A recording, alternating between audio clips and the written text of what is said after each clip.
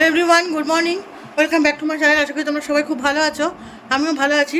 কালকের পর আবার আজকে নতুন ব্লগ নিয়ে তোমাদের সামনে চলে এলাম। আজকে রবিবার, এখন সময় হচ্ছে সকাল 10টা 15। মেয়ে নিচে পড়ছে, আমি টিফিনটা হয়ে গেছে আমার, ডিম সেদ্ধ হয়েছে আর লুচি আর চচ্চড়ি করা হয়েছে আজকে। আর দাদা চলে গেছে দোকানে। এই আমার কাজ আমি করে নিলাম, স্নান টান হয়ে গেল সব।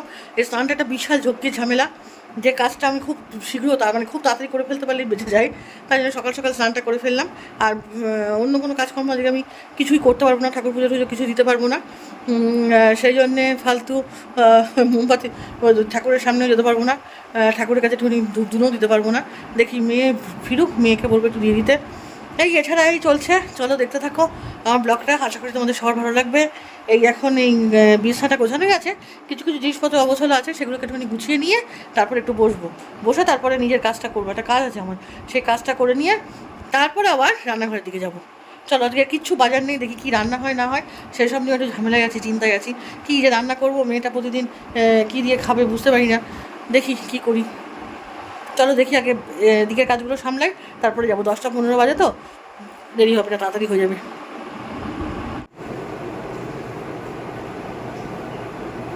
জামা কাপড় যতই গুছায় না কেন আর যতই চেয়ার খালি রাখার চেষ্টা করি না কেন, কখনোই আমার বাড়িতে চেয়ার খালি থাকে না আর জামা কাপড় গোছানো থাকে না। একটা চেয়ার কোনো সময় খালি পাবে না কেউ, যে একটা মানুষ বসবে সেই সুযোগটুকু দেয় না।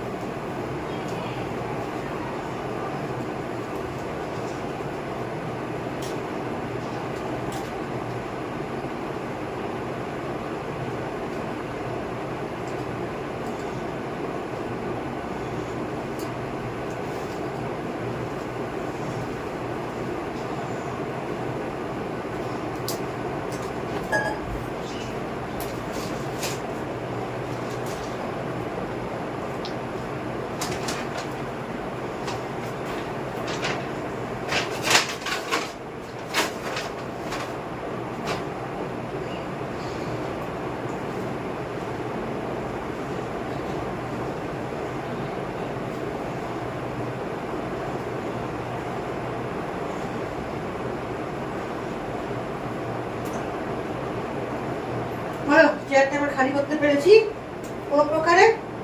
এবার এইগুলো সব ঢুকিয়ে দেবো আলমারিতে, ঢুকিয়ে দিলেই ব্যাস, চেয়ারটা খালি। কতক্ষণের জন্য দেখি, আবার মেয়ে আসবে, একটা জামা ছাড়বে, ছেড়ে এর মধ্যে রেখে দেবে, এই তো হয়। সকালে টিফিনে জলখাবারে আলু চচ্চড়ি হয়ে গেল, নামিয়ে নিলেই হবে। একটুখানি জলটা মেরে দিই, শুকনো শুকনো করে নিই। এত হরিবল জল আমার ভালো লাগে না, অতিরিক্ত জল, একটুখানি শুকনো শুকনো করে নিই, তাহলেই হবে। তারপরে লুচিটা ভাজবো, ওই বরঞ্চ ওই কড়ায় তেল দিয়ে লুচিটা ভাজতেই থাকি, না হলে মুশকিল হয়ে যাবে। নাহলে এইটাকে ওই দিকে ট্রান্সফার করি।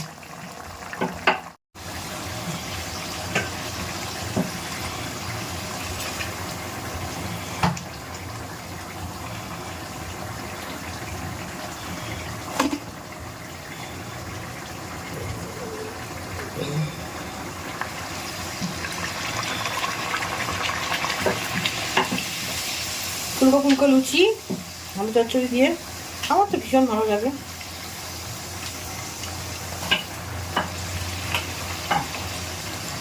সকালে টিফিন আমি একটু ভারী হলেও আমার রাত্রে দুপুরবেলা না খেলেও কোনো অসুবিধা হয় না।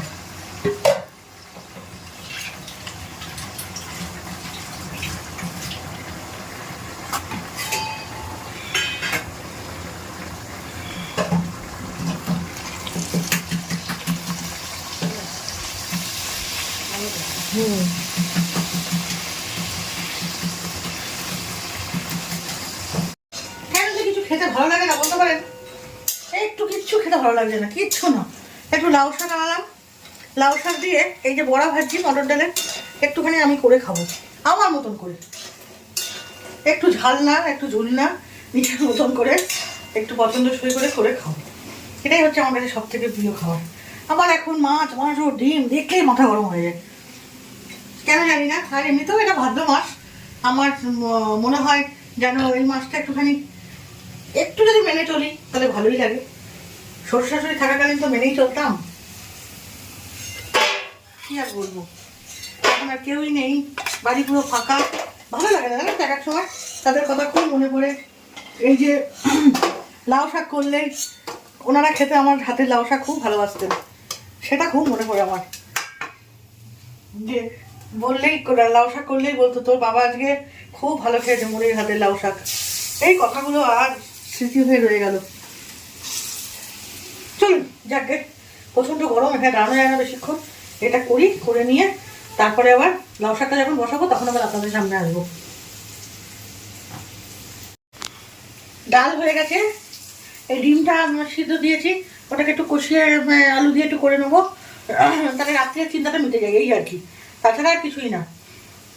আর ঢ্যাঁড়স সিদ্ধ দিয়েছি, ঢ্যাঁড়স সিদ্ধ খেতে সঞ্জু বলুন বা আমি বলুন দুজনাই খুব ভালোবাসি, একটু নুন দিয়েই খাওয়া হয়ে যায়। ওই জন্য ভাবলাম একটু ঢ্যাঁড়স সিদ্ধটা দিই, ঢ্যাঁড়সগুলো নষ্ট হয়ে যাচ্ছে, মেয়ে তো খাবে না, ব্যাস এই দুজনের জন্য।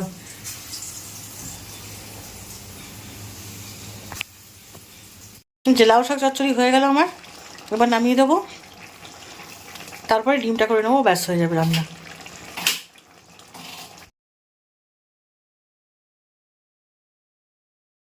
বিকেলের পর আমি একটু বেরিয়েছিলাম ঘুমে শুয়ে টুয়ে নিয়ে, তারপরে আমাদের একটা লাইভ ছিল, সেই লাইভে এসেছিলাম। তারপরে লাইভে আমি আসিনি, শম্পা এসেছিলো, তা ওর সঙ্গে ছিলাম আমি। এই সমস্ত কারণের জন্য আমার আর গুড নাইট খাওয়াটা মনে নেই, তা এত রাত হয়ে গেল, তাই জন্য গুড নাইটটা করতে এলাম, অনেকটাই রাত এখন, তাই গুড নাইটটা এখন করতে এলাম। তা সবাই ভালো থাকবেন, সুস্থ থাকবেন, কালকে আবার নতুন ব্লগ নিয়ে তোমাদের সামনে হাজির হবো। আর দাদা ওখানে কী কটর কটর কুটু কুটু করছো, কী করছো তুমি? শুধু তো যাবো না, যাও শুয়ে এসো, যাও শুয়ে পড়ো। ও মা, রাত্রি 1টা বাজে এখন শোবো না, যাও। যাই হোক, যা খুশি করুক, যা, অনেক রাত হয়ে গেছে, 1টা বেজে গেছে প্রায়। দাদা এই ঘরেই শোবে, ওই জন্য যাইনি, গরম লাগছে ওই ঘরে ভীষণ। ঠিক আছে, টাটা, গুড নাইট, কালকে নতুন ব্লগ নিয়ে তোমাদের সামনে হাজির হবো। আজকের মতো এখানেই ব্লগটা শেষ করছি। যদি সবার ভালো লেগে থাকে তোমাদের, তাহলে অবশ্যই অবশ্যই সাবস্ক্রাইব করবে, আর যারা সাবস্ক্রাইব করে তাদেরকে অসংখ্য ধন্যবাদ। আর টাটা, আর অবশ্যই যাওয়ার আগে কমেন্ট শেয়ার তো করবেই, এটা খুবই জরুরি।